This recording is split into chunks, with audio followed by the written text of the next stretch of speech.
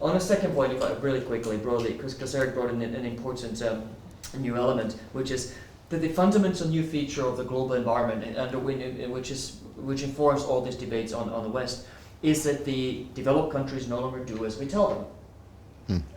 Whether you call it a shift of power from west to east, or whatever you call it, or decline of the West, the fundamental feature is we as an entity, as the West, our ability to shape how others behave and what others do has declined dramatically for reasons that we don't need to go into, but that are obvious. My question, I'm going to do an unusual thing here and actually sort of throw out a question to the rest of the panelists. Do you agree that this alone shapes in a profoundly negative and corrosive way how we relate to one another, West Americans and Europeans? My own personal sense is that psychologically, I think we both hate the fact that our own power is declining. We hate the fact that we no longer have the ability to tell China, North Africa, Middle East, or even Russia to do as we would like it to do.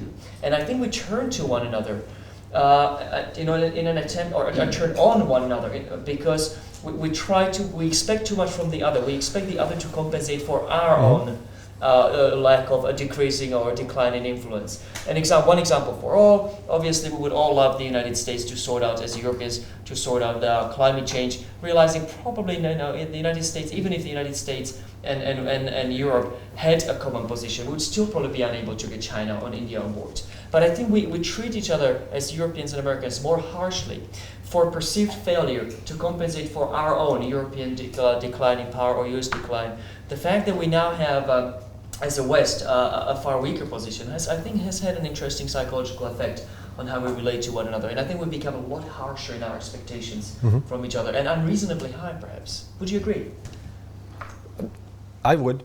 I think that's actually one of the elements that we, again, also will talk about later in terms of the isolationist tendencies that you also see not only in the United States or in the Netherlands, but across Western countries. There is a lack of, it's the complexity that you also talked about, General, at the beginning, that leads to not being able to fathom what this new world is, and that we expect the other, in this case the United States, to solve it, because that's been traditionally what we've been doing. Yeah. We've focused on the United States as the primary strategic partner, expecting that if we have good relations with the United States, then world stability will be guaranteed. And what you see right now is that no longer holds. There's an element of frustration from the Europeans, and vice versa, there's the element of frustration from the United States because the Europeans are considered a liability. And that's what I think is the most important element coming out of Gates' speech this summer. It wasn't that he was criticizing the Europeans. I mean, that's been done for the better part of 60 years. It was what he signaled, that the United States itself was starting to lose patience because of demographic changes or because of domestic political influences. And that ties into what you were saying, that we tend to look at each other, shrug our shoulders and say, well, weren't you supposed to fix this? And that's, I think you're right. General? To some extent, I agree with you, and I think we also may still be suffering a little bit from the legacy of the Cold War. In the Cold War, our contribution to common security was to provide the geography. That was our main contribution. Of course, we produced some capable forces as well, but this was only one element.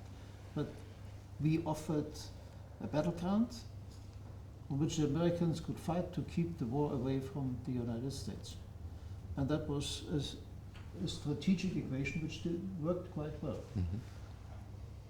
But in the meantime, the situation has changed, and we Europeans have not yet fully appreciated what the change means for us. So we can no longer be free riders on European security without doing as much as we should do. That needs to really sink in the thinking of us Europeans. And this will require a little bit of time, as everything in Europe requires time. And that's another point which our American allies often forget. You are a continent which is one nation, one government.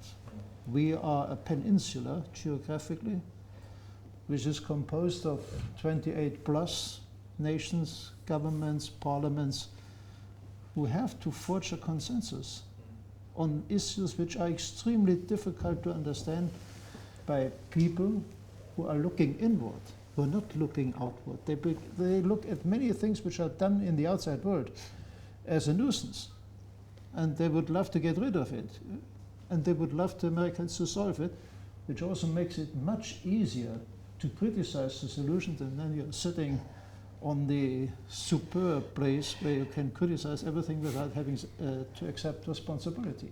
That's an attitude which is very popular in Europe.